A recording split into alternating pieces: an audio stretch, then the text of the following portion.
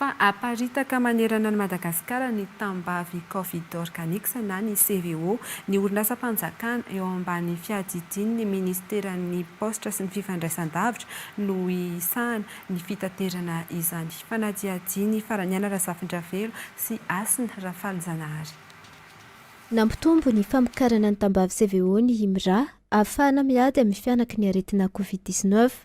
Ho afaka hanjifa sy sitraka ny tambavy manomboka izao ireo faritra rehetra manerana Madagasikara. Ireo toeram-pivarotana fanafody no nambarany tale jeneralin'ny IMRA fa ahitana ireo tambavy fisorohana. Alefa miaraka Madagasikara ary ny tena izy aza le tamin'ny voalohany zany le tany organique amin'le tavoahangy ty dia natao hoan'ireo le toerana hoe betsaka kokoa zany ny hoe tratra amin'le organique toy ny hoe Toamasina zany dia Tananarivo dia ny Aloatra Mangoro reny nanaovana an'le izy.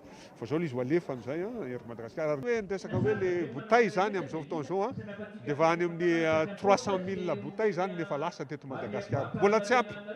Mbola tsy ampy zay ary miesaka zay hoe ho tratranay daholo ny eraky Madagasikara ray manontolo. Raha mijery nareo taloha tsy izy le amin'le resaka plastika kely iny nanadinana azy. Zao miaraka amin'le plastika dia asiana carton. Ny carton miaro an'le izy amin'ny resaka hafanana.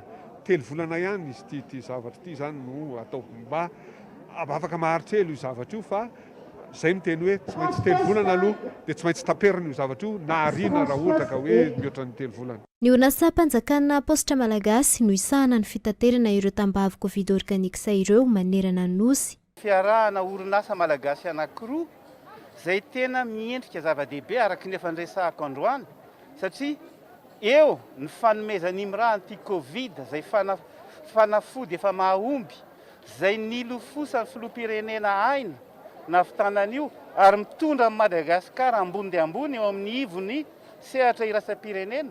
Ary eo koa ny fanoloran'ny postra ny traikefa izay efa fantatra ary efa nasehony tamin'ny atao hoe postra monnaie ary efa nataony ary mbola ho amafisiny koa amin'ity postra rapide ity ho an'ny IMRA.